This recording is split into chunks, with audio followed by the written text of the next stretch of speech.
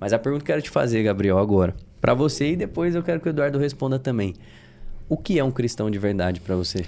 É muito legal fazer essa pergunta, principalmente pra quem é cristão e tem a visão de Cristo através do pastor e não do seu secreto, Sim. né? Então, pode parar. Para qualquer cristão no Brasil, muitos, e eu tô colocando em xeque aqui a minha imagem pra falar isso, muitos têm a visão de cristão, o que o pastor, o que o líder religioso falou. Né? Nem o que ele leu na Bíblia ainda, né? Nas Escrituras Sagradas. E para resumir o que é o cristão, eu resumo muito aquela passagem com que Pedro, né, foi pego e foi confundido com Cristo. Né? Poxa, deu uma treta ali, onde os soldados pegaram Pedro, e para os soldados, Pedro era Jesus. Por quê? Porque ele parecia com Jesus. Sim. A vestimenta, enfim, toda a estrutura de Pedro parecia com Jesus. Então, ser cristão e ser o verdadeiro... E aí eu preciso falar. Ser o verdadeiro cristão. Porque tem que ser... Eu falo que tem o verdadeiro cristão porque tem um falso também. Né? Você sabia que ia falar alguma coisa. Mas, amigo, primeiro que é ser parecido com Cristo. E segundo, você produzir resultado pro reino. Sabe?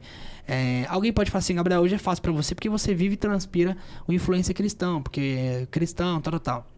Só que é o seguinte, eu me lembro que quando eu era mais novo, que eu estudava, eu tinha vergonha. Eu era cristão dentro da igreja, eu falava dentro da igreja, só que eu tinha vergonha de evangelizar. Entendeu? E eu não falava. E, amigo, eu não era nem um pingo parecido com cristão. Eu posso falar mesmo, nem um pingo parecido com Cristo.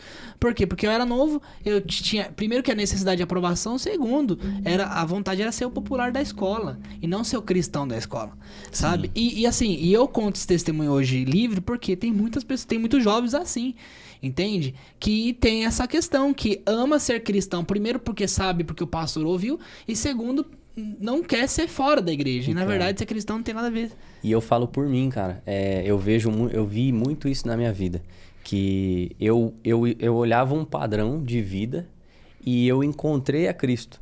E quando eu encontrei ele, eu achava que o quê? Que ele ia me ajudar a me levar para esse padrão que eu tinha idealizado na minha cabeça. Sim. Eu vi um padrão de vida e eu falei, bom, eu encontro a Deus porque Deus vai me ajudar a me levar para esse padrão de vida. Só que aí teve um dia que eu tava, né, fui fazer aqueles encontros, né, um encontro com Deus, ficar 3 dias lá sem celular, desligado de tudo.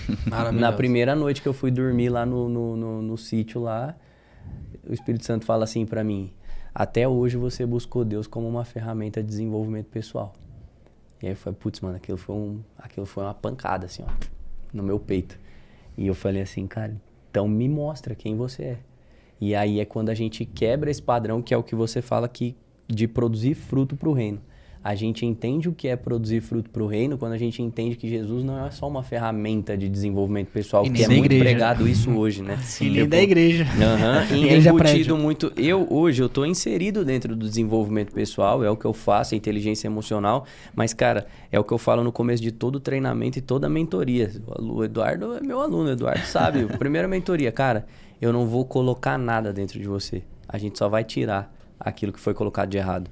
Porque quem sou eu para questionar o plano original? Eu me remeteu a algumas coisas assim, cara, até de falar ser cristão.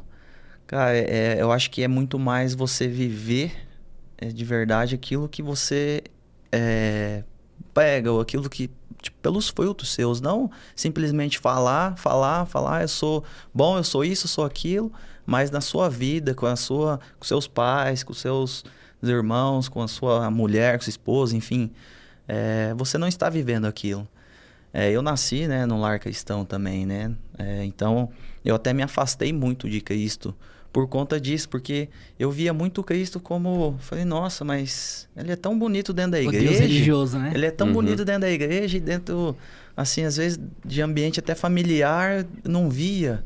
Eu falei, nossa, eu até me afastei. E foi quando eu também passei por um movimento eu fiz um renovo, né? Eu fiquei 7 dias. E olha, onde pegou em mim foi quando eu entendi que eu que me afastei de Cristo, ele nunca se afastou de mim. Só que tem uma questão também que contra fatos não argumentos, né? Como eu sou nascido e criado na igreja, tem essa questão de... A pessoa que é muito tempo da igreja, ela sabe se pintar como cristão. Simples, joio e trigo. Acabou. É só você pegar Pedro e Judas. Andava com o mesmo mestre, falava, comia a mesma comida. Ou seja, então existem alguns frutos e alguns resultados que evidenciam o verdadeiro cristão, né? Só que uma coisa que eu entendo muito, e concordando com vocês, é que existem duas... eu vejo como assim, dois pilares, né? Eu vejo a experiência e a intimidade.